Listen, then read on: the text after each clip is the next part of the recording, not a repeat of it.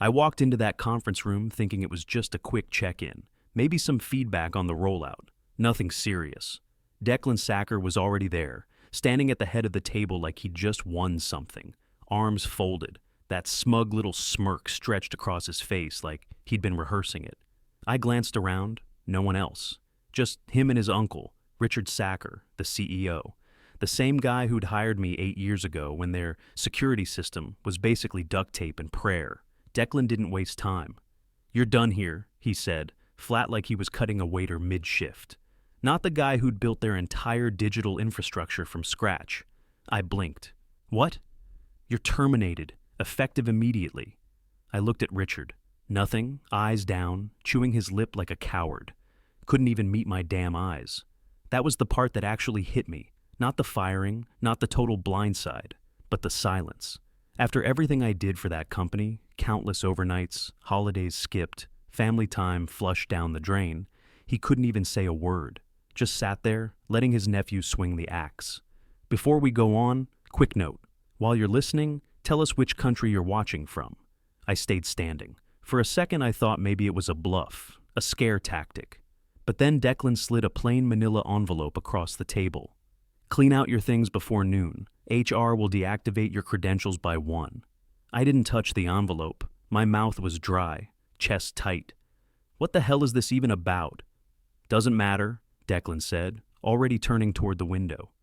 "You're not a cultural fit anymore." Cultural fit? That's what they're calling loyalty now? I opened my mouth to push back, but Richard finally stood up. "It's done," he said quietly. "Let's keep this professional." Professional? After everything I gave them? I walked out without saying another word. My keycard still worked for the moment. I grabbed a cardboard box from the mailroom and started packing my office. Couple pictures, backup drives, my hoodie. No one said a word, no goodbyes. Just a few awkward glances before everyone buried their heads back in their screens. 8 years, gone. Over what? A missed party invite? I walked out of that building carrying my silence in a box. But something cracked in me that morning. It wasn't just a firing, it was a fuse. And they had no idea what they'd just lit. My hands were still shaking when I stepped onto the elevator. Everyone on the floor suddenly acted like I didn't exist. I hit the button for the lobby, then leaned back and stared at my reflection in the mirrored doors. That smug look on Declan's face wouldn't leave my head. But the worst part? I knew exactly when the screw turned. It was the night before. I was at my desk, pushing through the final audit on our latest deployment, a firewall upgrade worth close to $900 million in long-term contracts. That thing had taken 2 years to build. It was our crown jewel. That's when I saw it. A calendar invite, flagged red. Mandatory attendance, Declan Sacker's birthday bash, 7 p.m., penthouse. Mandatory for a damn birthday? I laughed at first, thought it was a joke, until someone from HR pinged me 15 minutes later. Reminder to RSVP, attendance is being tracked. Tracked for a party? I ignored it. I had more important things to handle. My terminal was running the final penetration sweep. I was 4 hours from full certification. I didn't trust anyone else to babysit it, especially not while half the staff was popping champagne under rooftop heaters. And then my phone buzzed. It was my mom, again. She'd been in and out of the hospital all month. Pneumonia this time, with complications. She said they were keeping her overnight again. She didn't want to be alone. I looked at the monitor, scan at 72%. "I'll come tomorrow," I told her. "Just one more night, okay? I swear." I meant it. I always did. I stayed late, alone. Everyone else had ditched out by 6. I remember watching the party photos pop up in the company group chat. Declan in a blazer 2 sizes too small, popping bottles like he owned Manhattan. People kissing up in every corner. Even Richard showed up, smiling like his nephew just cured cancer. I sat under cold fluorescent lights, typing reports and running tests. I didn't think much of skipping it. I wasn't paid to raise a glass. I was paid to keep the company from getting hacked into oblivion. That was always the deal. I produced results. That was my currency. But in Declan's world, that wasn't enough. I heard rumors. People said he kept tabs on who showed up to family events. Said it was his way of testing loyalty. Like he was building a little army of yes men in designer shoes. I figured if he had a problem, he'd bring it up. We were professionals, right? Nope. What I didn't know was that he'd been looking for a reason. Any reason. And when I missed his golden birthday bash, he got one. The next morning, I walked into work with a completed deployment, a clean audit trail, and a signed certification from the vendor. I felt good, proud even. By noon, I was packing my things. He didn't fire me because I failed. He fired me because I didn't worship at his feet. And now that fuse he lit, it was burning faster than he realized. I carried the box to my car like I'd just lost a bet. One sweatshirt, my backup drives, a photo of me and my mom at Lake George. That was it.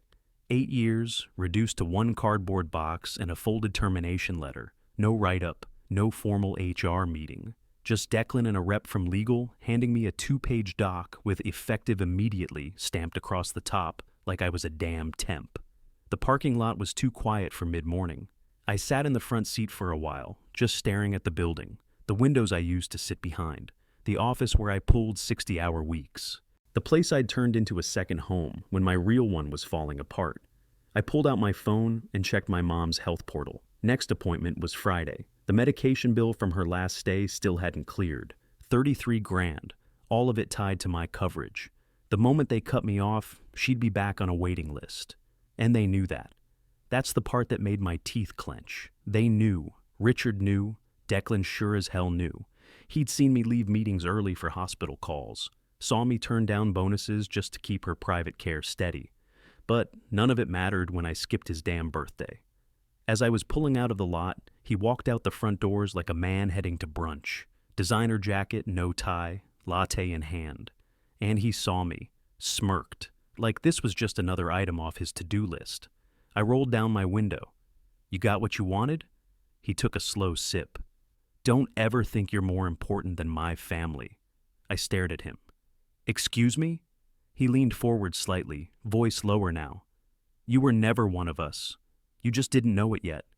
That one stuck. Not because of what he said, but because he meant every word. He really believed I was beneath him. I didn't respond, just stared for another second, then pulled off. I could still see his reflection in the rearview mirror, adjusting his sunglasses like the conversation was already forgotten. Back at my apartment, I sat on the edge of the couch, holding my badge like it might suddenly make sense. The same badge I'd swiped for close to 3,000 mornings. That's when it hit me.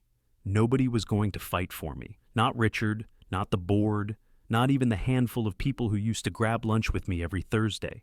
I was already being erased. No farewell, no message, just silence. One long, cold silence. I opened Slack one last time out of habit. I wasn't expecting anything. Still, the second it loaded, I saw the change. My name was already gone from the directory. Just like that, like I never existed. So I shut it, packed the rest of my gear into a closet, powered down my backup servers. One by one, it felt like burying a body. Then I took my badge, walked out to the dumpster behind the complex, and tossed it in. That was it. The end of it. Except, it wasn't. I was halfway back to my front door when my phone buzzed. Unknown number. I almost let it go. Then I read the text. "Leave the building. Cafe 27, Jonas Wren." My chest tightened. Jonas Wren.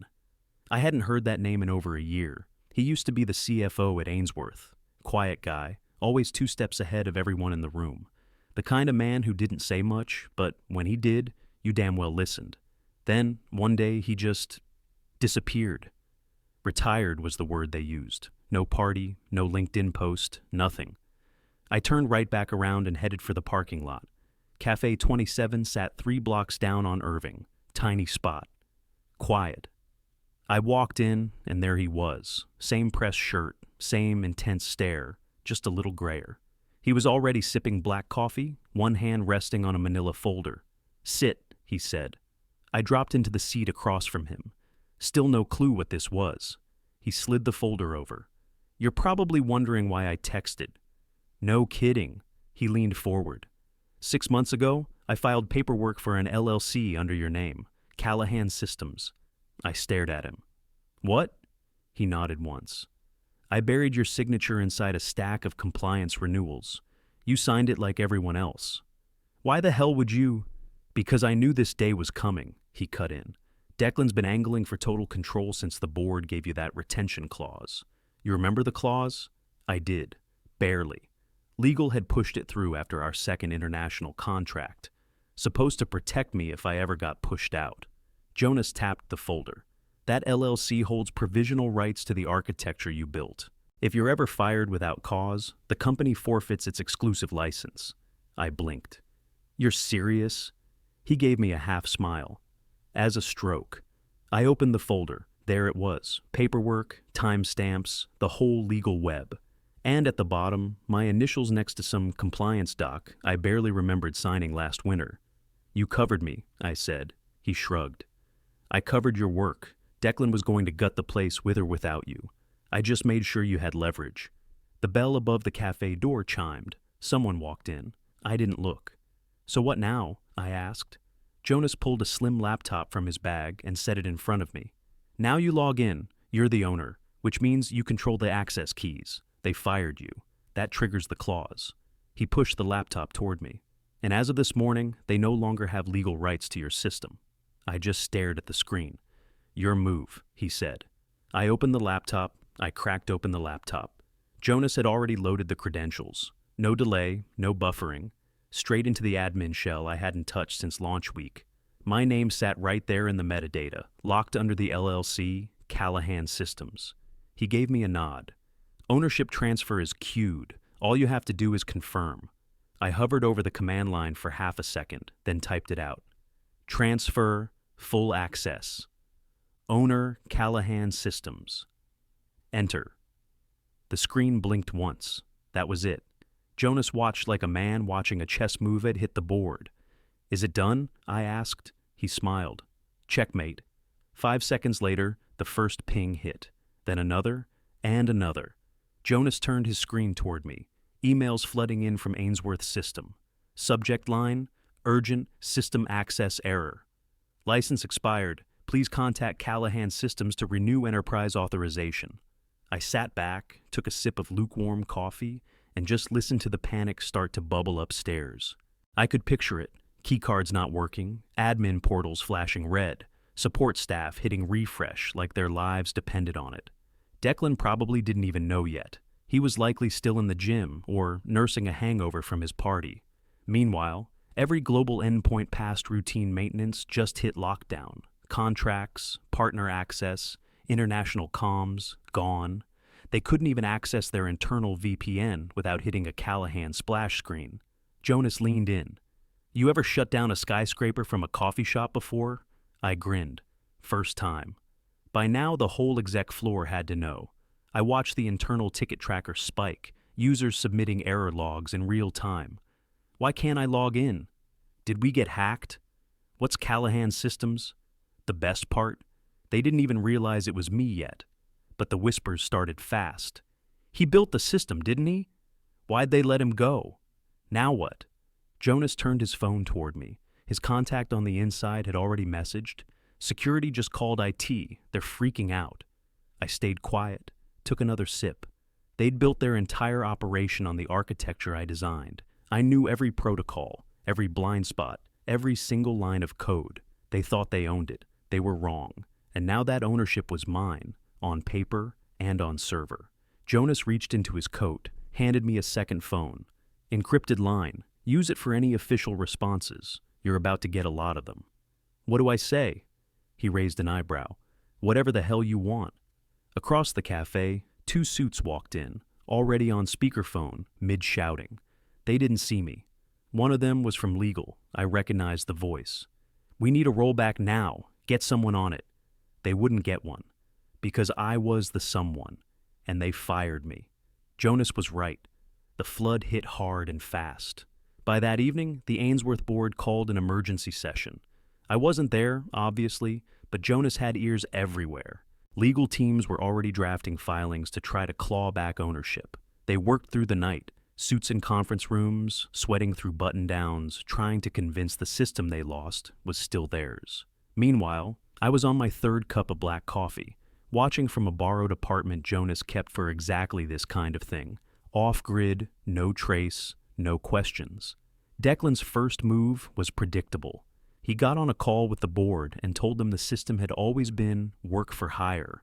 that I was just a staff engineer who didn't own a line of code, said Jonas went rogue, said the patents weren't valid. He was grasping, loudly.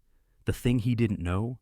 Jonas had filed every patent 2 weeks before they fired me. Not under Ainsworth, not under my personal name either. Filed and stamped under Callahan Systems, LLC, clean, airtight, timed perfectly. I opened the government portal, typed in the tracking ID, and hit refresh. Filing ID, Zarpestoli87201, patent application challenge denied. Just like that. I cracked a smile. That one email was a wrecking ball. Every emergency motion their legal team filed hinged on the idea that they still owned the system. But the patent office didn't care about Declan's last name. They cared about dates, timestamps, and signatures. And every single one favored me. I heard Jonas pacing behind me, phone glued to his ear. Yeah, they're blocked. Yeah, full lockout. No, they can't reverse it without Callahan's key. He ended the call and tossed the phone onto the table. Boards rattled. They're asking if this can be salvaged. Can it? I asked. He raised both eyebrows. Depends. You want to be generous? I didn't answer. I pulled up the investor board feed instead. My name wasn't there, but Declan sure was. Dozens of threads, screenshots of the license expiration errors, speculation from financial analysts. Sacker Air fumbles key platform. Major IP oversight could trigger investor exodus. Digital infrastructure collapse? Every headline chipped away at him, slowly, publicly. One post caught my eye, a blurry pic of Declan leaving the building. Looked like someone caught him mid-scream. The caption read, "He told the board he could handle it. Guess not." Jonas saw it too. "Told you, he thought this was a bluff." I nodded. "He thought I'd come crawling back. He's about to find out different." By midday, the company's entire overseas operation was running on failover backups. Most clients were already emailing Callahan Systems directly, assuming it was an acquisition. Some were asking to license the platform outright. Jonas glanced at me. "You ready for real offers?" I didn't hesitate. "Let them come." Another email hit my encrypted line, this time from a familiar address. The board liaison. "We'd like to schedule a meeting, open to discussion." I didn't reply. Declan's voice from earlier echoed in my head.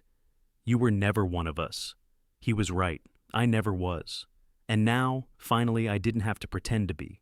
The board email sat unread for half a day before I even opened it. Didn't need to rush. I already had something better sitting in my inbox. Helix Innovations. The subject line was simple. Proposal for strategic acquisition discussion. They weren't playing small. Their offer hit $320 million clean, with full licensing rights across Asia and Europe. No nonsense. No long ramp-up. They wanted my system. And they were ready to pay. Jonas read through the terms with a lawyer friend of his in D.C. Everything checked out. I could have signed right then and walked away rich. But I didn't. I wanted Declan to see what he'd lost, in person. So, when the board followed up, neutral location, minimal personnel. I said fine, one meeting.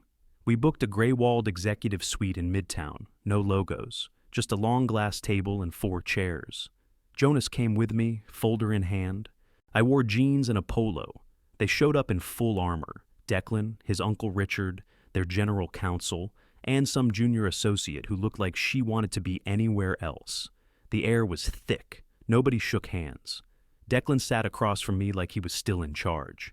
"We're willing to find common ground, under the right structure." Jonas didn't even blink. He pulled the folder open and laid down 2 documents. "First," he said, tapping the top page, "Callahan Systems is not a vendor. It's the sole rights holder for the architecture formerly used by Ainsworth." He flipped to the next. "Second, all patent ownership was filed and approved 2 weeks prior to Mr. Callahan's termination, which means everything you thought you owned is gone." Richard's face drained. The lawyer stiffened but didn't speak. Declan leaned forward, hands clasped like he was trying to stay calm. "We can still work something out. We're not looking to punish anyone." I raised an eyebrow. "That right? Because you had no problem hanging me out to dry 2 days ago." Richard finally spoke. "Let's not make this personal." "It was personal the second he made it about family," I said, eyes locked on Declan. No one had an answer for that. I stood up, slow. Jonas didn't move. He knew it was over.